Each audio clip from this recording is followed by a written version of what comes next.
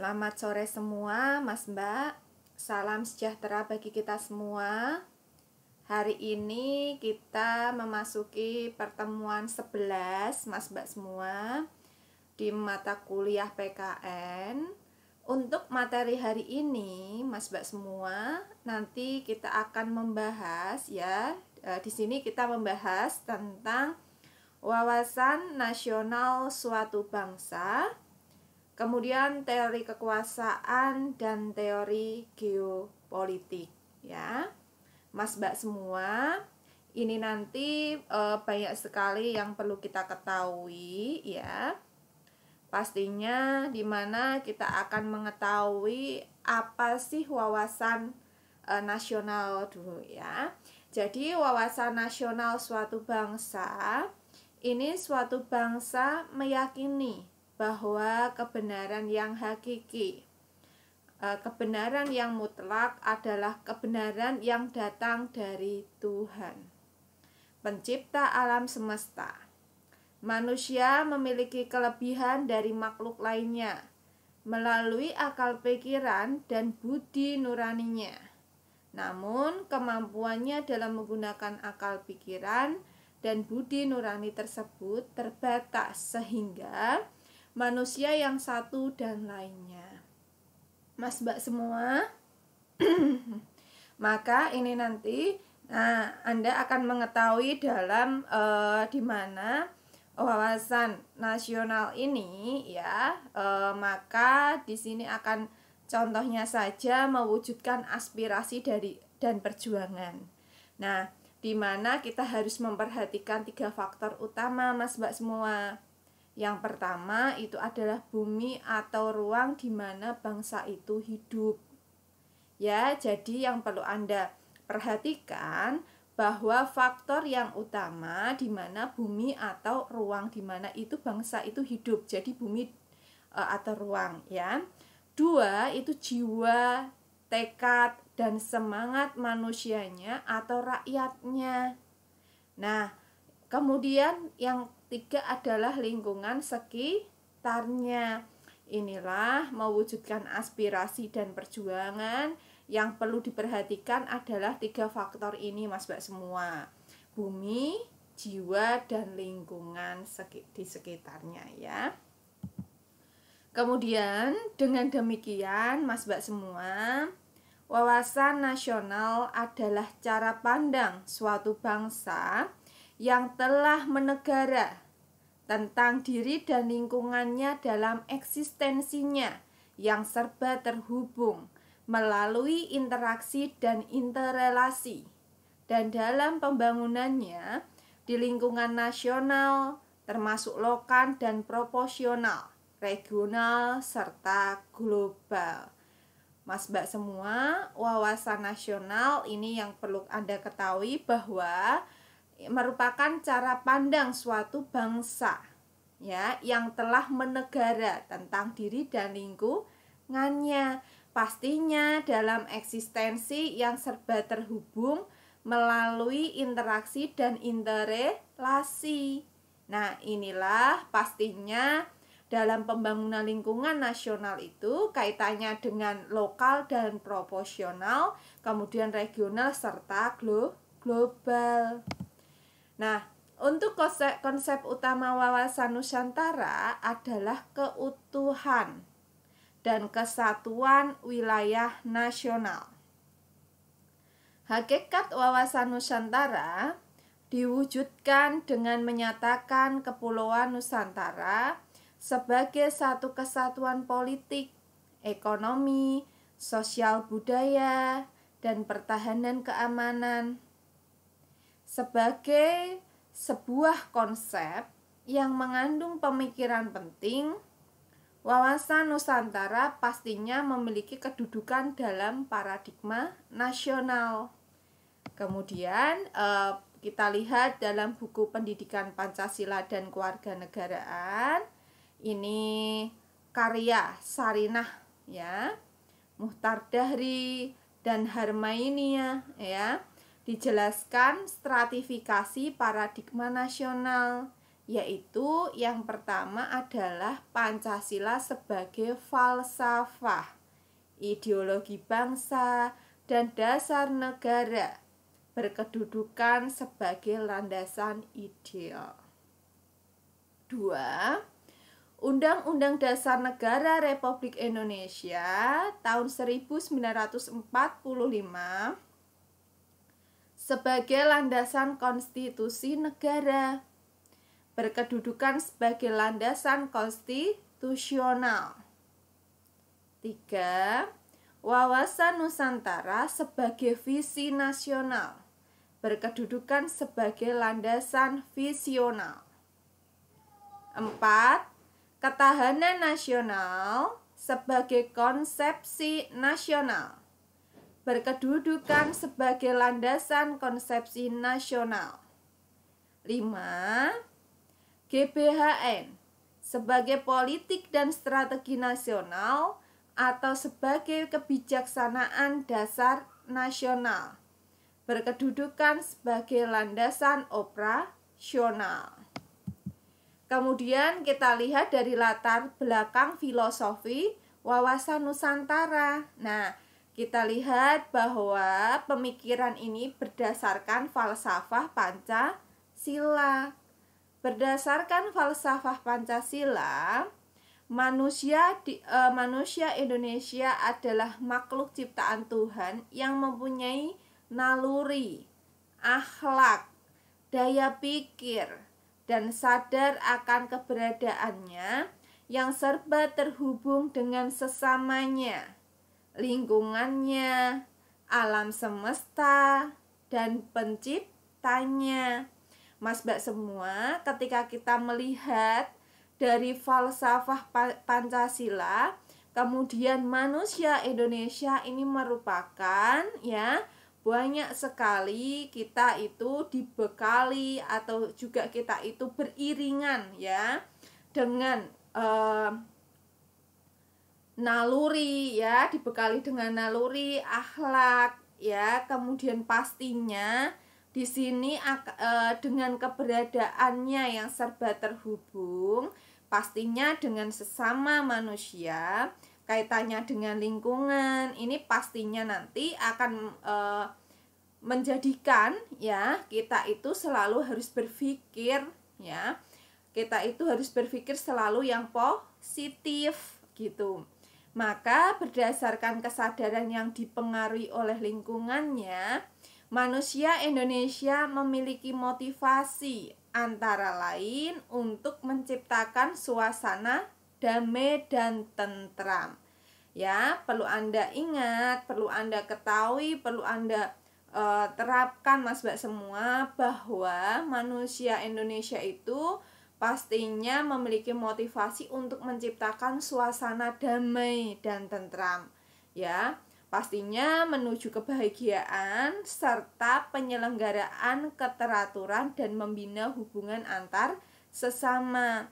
Kita hidup itu jalani yang pastinya kita itu harus benar-benar damai, suasana indah, tentram, itu pastinya yang menciptakan adalah manusia Indonesia pastinya, karena dengan sesama sesama manusia kita harus toleransi Mas Mbak semua pasti sudah mengetahui, kita juga toleransi dalam segala hal toleransi beragama, toleransi kita itu pastinya harus saling menghormati di mana kita berada kita harus bisa beradaptasi Jangan sampai kita berpikir ide kita yang paling bagus, diri kita yang paling benar, itu salah Mas Mbak semua Kalau kita berpikir diri kita yang paling benar, pemikiran kita yang paling benar, itu salah. Karena manusia itu pastinya mempunyai kesalahan di mana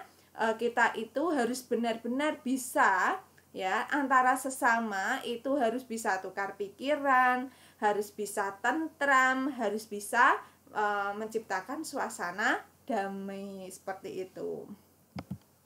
Kemudian kita lihat dari nilai-nilai Pancasila juga tercakup dalam penggalian dan pengembangan wawasan nasional. Nah, di sini Mas Mbak semua, kita lihat dari sila ketuhanan yang Maha Esa.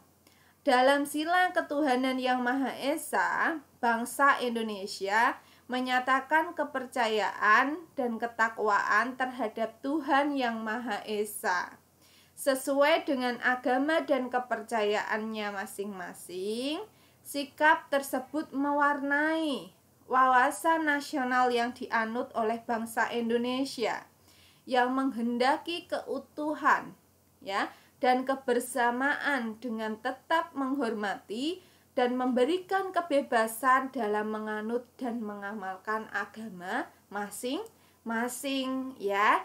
Inilah Mas Mbak semua, ketika kita mengetahui di mana wawasan nasional ini, sikap yang paling mewarnai oleh bangsa Indonesia, bahwa kita harus tetap menghormati.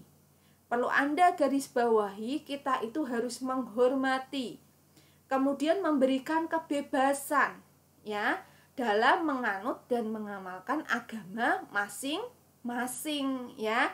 Makanya akan terjadi toleransi, saling menghormati, saling menyayangi, suasana damai. Itulah yang diperlukan Mas Mbak semua ya. Nah, ini dari sila ketuhanan yang Maha Esa. Kemudian B, sila kemanusiaan yang adil dan beradab.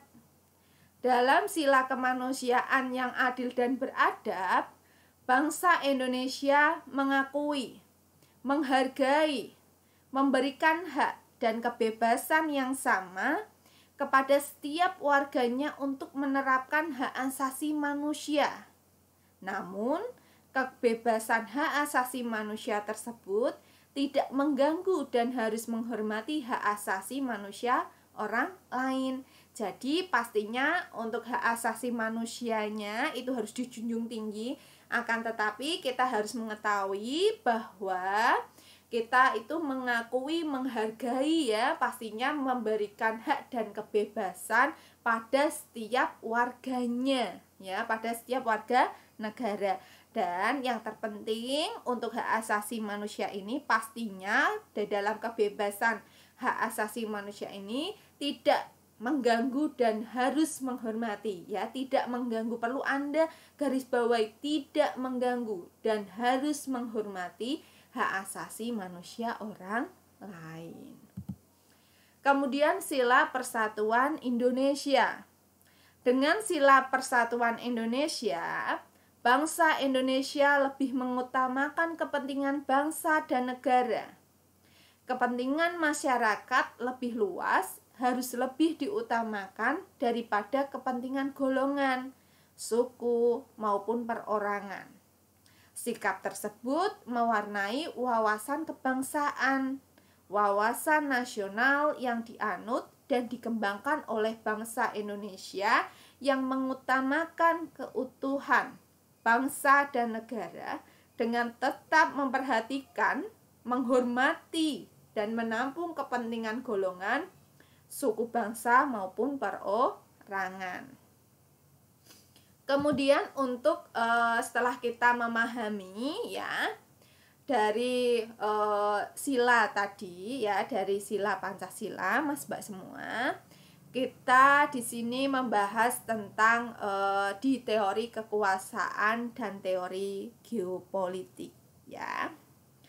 Sebagai teori paham kekuasaan Mas Mbak semua dan teori geopolitik, bahwa diuraikan yang pertama adalah paham-paham kekuasaan. Perumusan wawasan nasional lahir berdasarkan pertimbangan dan pemikiran mengenai sejauh mana konsep operasionalnya diwujudkan dan dipertanggungjawabkan. Karena itu, dibutuhkan landasan teori yang dapat mendukung rumusan wawasan nasional. Teori-teori yang mendukung rumusan tersebut antara lain yaitu paham Machiavelli. Gerakan pembaruan ini dipicu oleh masuknya ajaran Islam di Eropa Barat sehingga menghasilkan peradaban barat modern seperti sekarang. Seorang pakar ilmu politik dalam pemerintah Republik Forensi, sebuah negara kecil di Italia Utara. Menurut Machiavelli, sebuah negara akan bertahan apabila menerapkan yang pertama adalah segala cara dihalalkan dalam merebut dan mempertahankan kekuasaan. Kedua, untuk menjaga kekuasaan rezim, politik adu domba adalah sah. Dan semasa Machiavelli hidup, buku The French itu dilarang beredar oleh Sri Paus karena dianggap amoral.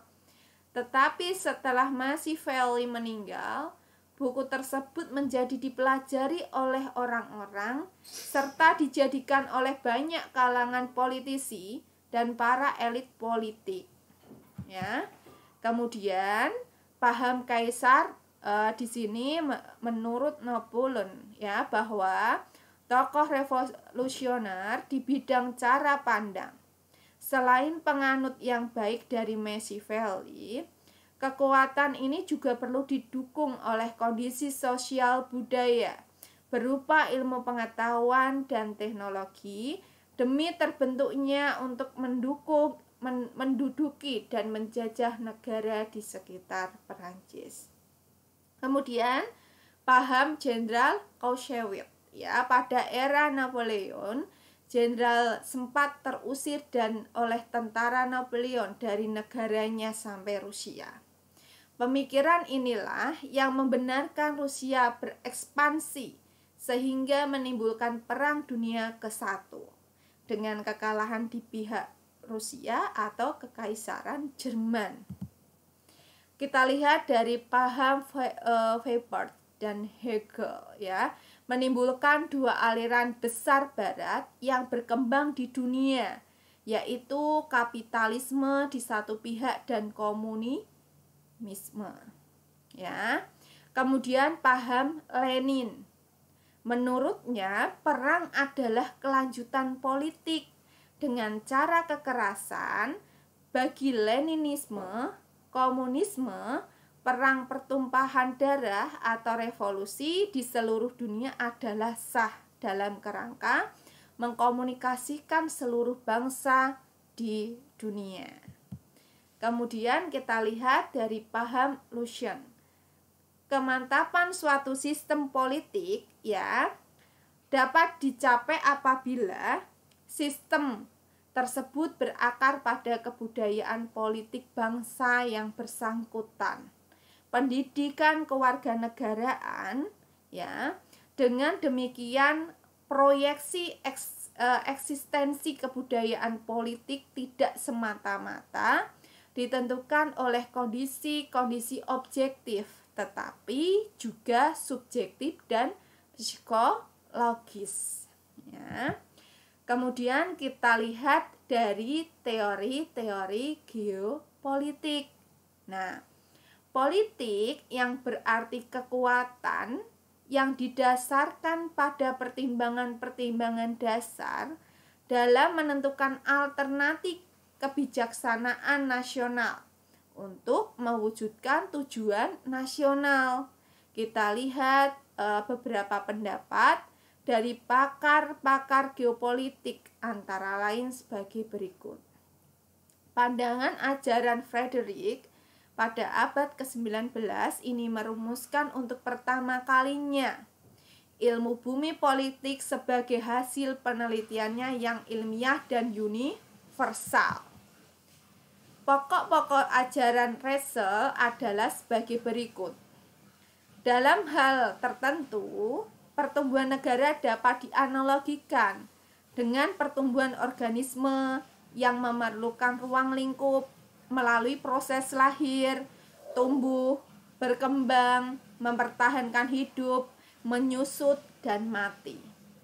2. Negara identik dengan suatu ruang yang ditempati oleh kelompok politik dalam arti kekuatan. Suatu bangsa dalam mempertahankan kelangsungan hidupnya tidak terlepas dari hukum alam. 3. Apabila wilayah atau ruang hidup tidak mendukung, bangsa tersebut akan mencapai pemenuhan kekayaan alam di luar wilayahnya. Hukum ekspansi yaitu perkembangan atau dinamika budaya dalam bentuk gagasan. Kegiatan kaitannya dengan ekonomi, perdagangan, dan perindustrian. Kita lihat dari pandangan ajaran Rudolf Callen. Melanjutkan ajaran Russell tentang teori organisme, Callen menegaskan bahwa negara adalah suatu organisme yang dianggap sebagai prinsip dasar. Esensi ajaran Callen adalah sebagai berikut. Yang pertama, negara merupakan satuan biologis suatu organisme hidup yang memiliki intelektual, ya. Negara dimungkinkan untuk memperoleh ruang yang cukup luas agar kemampuan dan kekuatan rakyatnya. 2. Negara merupakan suatu sistem politik pemerintahan yang meliputi bidang-bidang geopolitik, ekonomi politik, ya, demo politik, dan kratopolitik. 3. Negara tidak harus bergantung pada sumber pembekalan luar. Harus mampu teknologi itu meningkatkan kekuatan nasional. Nah, untuk mencapai persatuan dan kesatuan yang harmonis dan keluar. Untuk memperoleh batas-batas negara yang lebih baik. Kita lihat bahwa pandangan ajaran Karl ini bahwa berkembang di Jerman ketika negara ini berada di bawah kekuasaan Adolf, ya. Pandangan ini juga dikembangkan di Jepang dalam ajaran Hakko yang dilandasi oleh semangat militerisme dan fasisme. Maka kita lihat pokok-pokok teori Haushofer ini ada pada dasarnya menganut teori Callen, yaitu yang pertama adalah kekuasaan imperium yang kompak akan dapat mengejar kekuasaan imperium maritim untuk penguasaan pengawasan di laut. 2. Beberapa negara besar di dunia akan timbul dan akan menguasai Eropa, Afrika, Asia Barat, serta Jepang di Asia Timur Raya. 3. Geopolitik adalah, ya Mas Mbak semua, di sini perlu Anda ketahui dan perlu Anda ingat bahwa geopolitik adalah doktrin negara yang menitik beratkan soal-soal strategi perbatasan. Geopolitik adalah landasan bagi tindakan politik dalam perjuangan mendapatkan ruang hidup. Mas Mbak semua, setelah kita mempelajari dari latar belakang filosofi wawasan Nusantara dan teori-teori geopolitik, Mas Mbak semua silahkan Anda menjawab pertanyaan di bawah ini dengan baik dan benar, ya.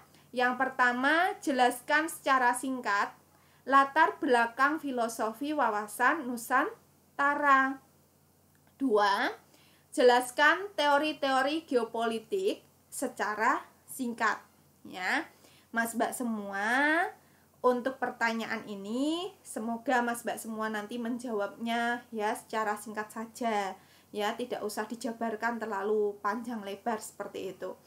Kemudian Mas Mbak semua perlu saya ingatkan bahwa Anda nanti ya presensi di Siakat dengan cara Anda login di Siakat ya untuk presensi di pertemuan ke-11 hari ini, ya.